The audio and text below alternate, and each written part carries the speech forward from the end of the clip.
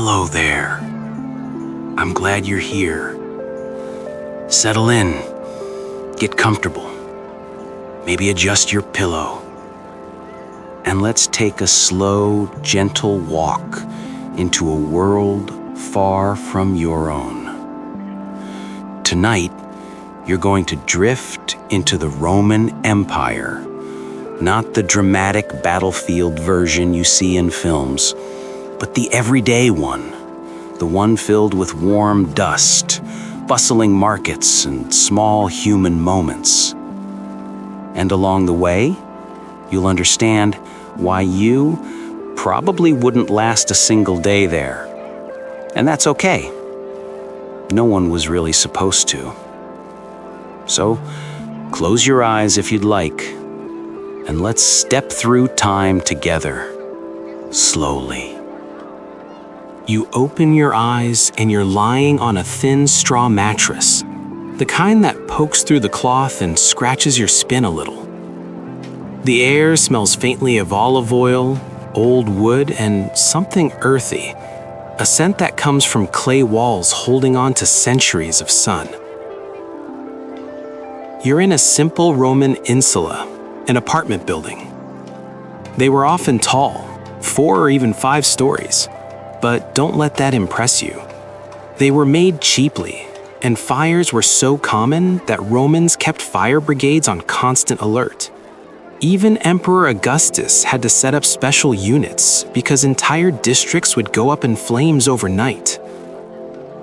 Your room is tiny, maybe the size of a modern elevator. Most Romans in the city lived like this, in cramped little corners with walls thin enough that you hear your neighbor snoring and the neighbor on the other side arguing gently with their partner about bread prices. You stretch and your back cracks in a way that reminds you you're far from your soft, modern mattress. You sit up, brush some straw from your arm, and slip on sandals with soles so stiff your feet already miss cushioning. You step out into the hallway, and immediately the smell hits you. Not the smell of breakfast, no, but a blend of damp wood, stale air, smoke from nearby hearths, and something sour drifting up from the street. Because in Rome, sanitation was more of a suggestion than a rule. Romans did have sewers. The Cloaca Maxima was famous, but not everyone used them. People often tossed waste out their windows, straight onto the street below. Sometimes they called out before throwing it. Sometimes they didn't.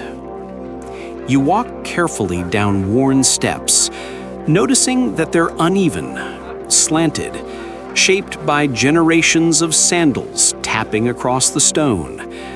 The building creaks a little, and you remember learning somewhere that Roman insulae collapsed now and then, just from age and careless construction.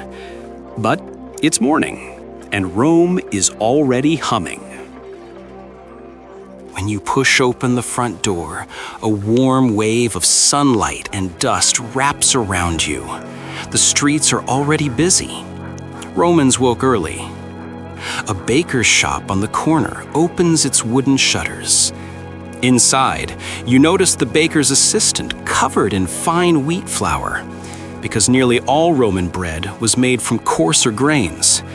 Wheat if you were lucky, but barley if finances were tight. Bread was everything here. A staple so crucial that emperors once gave it out for free just to keep the peace. You smell something familiar, something comforting, and you follow it. Fresh bread, still steaming. It's simple, but in ancient Rome, simple is survival. The baker sees you and nods. You remember you have no coins yet. Roman currency was heavy, and inflation hit often. Under Emperor Diocletian, prices soared so wildly that he issued price control laws hoping to stop chaos. They didn't really work. You keep walking, and the street, opens into a wider avenue. Cobblestones stretch ahead in the soft morning light. You feel every edge through your sandals, and you wonder how Romans marched in these for miles. Some soldiers walked 20 miles a day in armor under a burning sun. You're sweating already. A vendor nearby calls out, offering figs and dates. Most Romans didn't eat extravagant meals. Fruits, bread, porridge, beans, and fish sauce, that famous condiment, garum, made up daily life.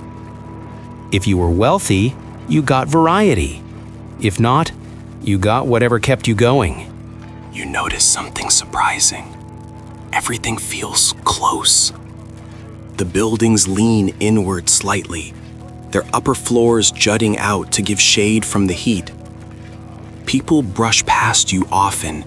Romans didn't have a strong sense of personal space. The city held over 1 million people, and the streets were narrow.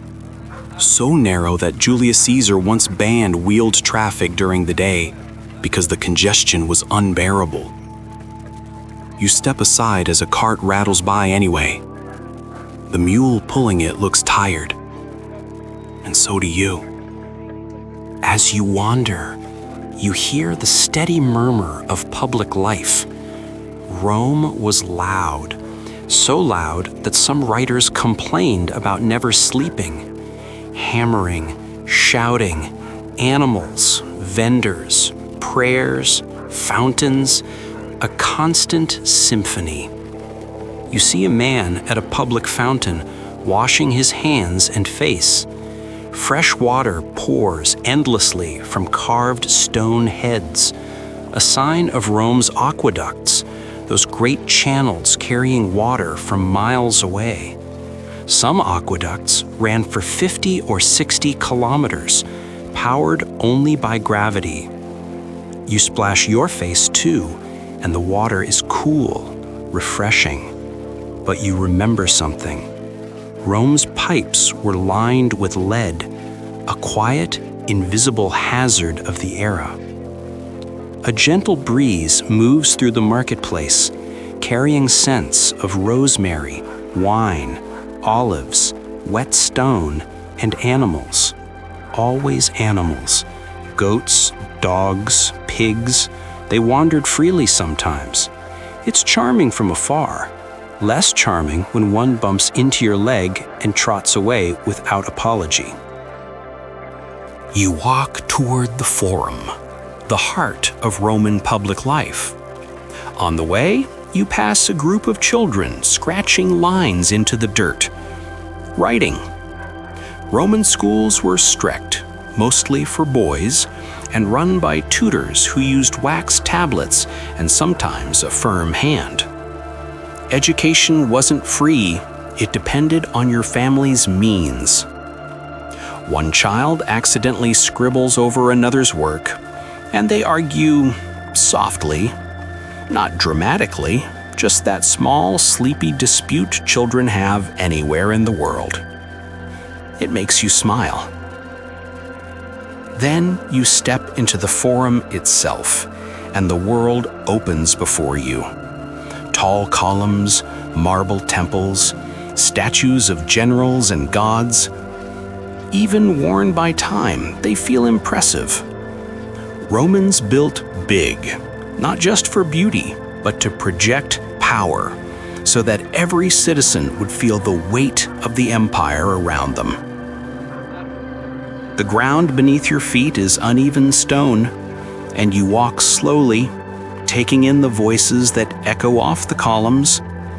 Elders debating politics, traders haggling, a priest murmuring to Jupiter under his breath. You realize something.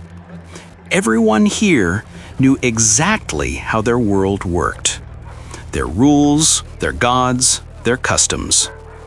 And you? Well, you're just trying not to trip.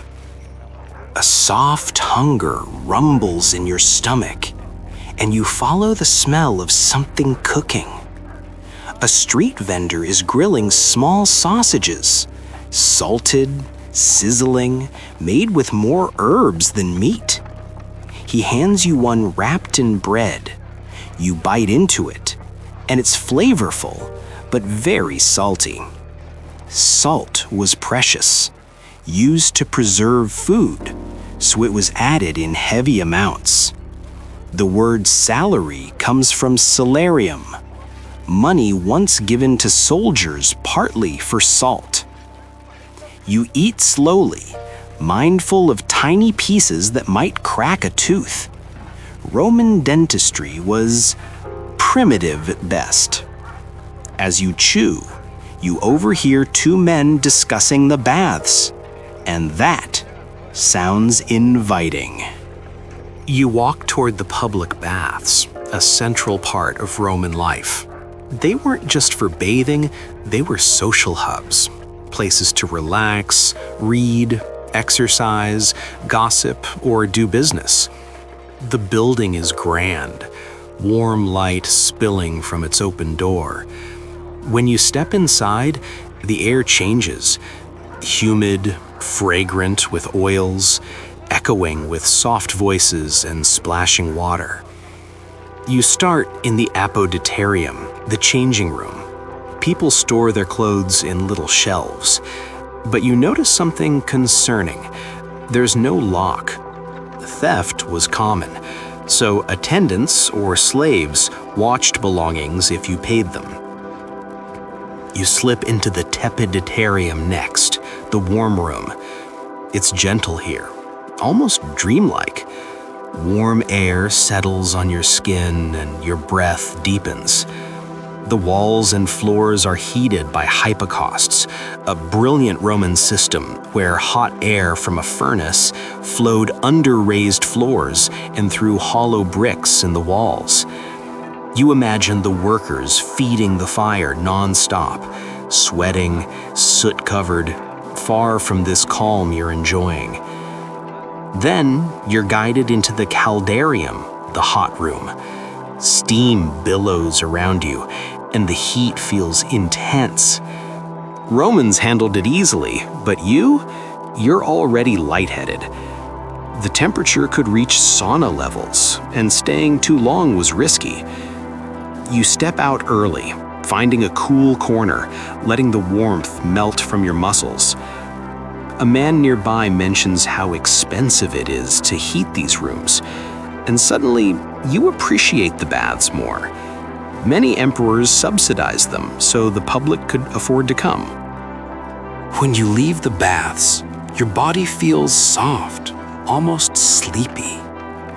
But you've noticed something important. You're exhausted, and it's not even midday. Life in Rome was physically demanding. The heat, the noise, the walking, the hard food, the constant dust in the air. Even the water wasn't always safe, and hygiene, while advanced for its time, wasn't modern by any means. On your walk back toward the quieter streets, you pass a small household shrine, a lararium, where a woman lights a tiny offering to the spirits of her ancestors. Religion here is woven into everything. Quiet moments of devotion tucked between everyday tasks. You turn a corner and find yourself near a construction site. Stone cutters chip away at marble blocks. Their tools ring out, sharp, rhythmic. And you marvel at how so many Roman buildings were made without modern machinery. Just manpower, rope, pulleys, and determination. The dusts from the chisels float into the air, and you cough gently. Stone dust was harsh on lungs, and lifelong workers suffered for it. Different paths unfold before you, but your feet choose a quieter one. You find a small garden tucked between homes, a Roman peristyle, with columns outlining a peaceful courtyard. Vines creep up the walls, and the trickle of a fountain makes your eyelids feel heavy. A cat lounges nearby, staring at you with slow, ancient confidence. Romans loved cats for their hunting skills, keeping away mice and snakes. You sit on a stone bench, still warm from the sun. And for a moment, you forget how tough this world can be. You breathe in the scent of herbs, thyme, mint, maybe lavender, cultivated for cooking and healing. The Romans knew a great deal about plants. They used over 500 herbal remedies, some helpful, some questionable. A doctor like Galen might mix honey, resin, vinegar, and herbs into a paste for wounds, or recommend boiled cabbage for digestion. Your mind drifts, soft and slow, as sunlight flickers across the courtyard. Eventually, you rise, walking again, letting your day in Rome unfold. You pass a shop selling lamps, small clay ones fueled by olive oil. Light was expensive, so many families went to sleep early simply because darkness left little to do. You notice a scribe sitting by the doorway of another shop, copying a document by hand. Books were rare, and every scroll required hours of labor.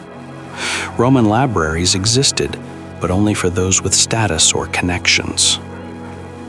As you wander further, your legs start to feel heavy. Roman daily life required constant stamina.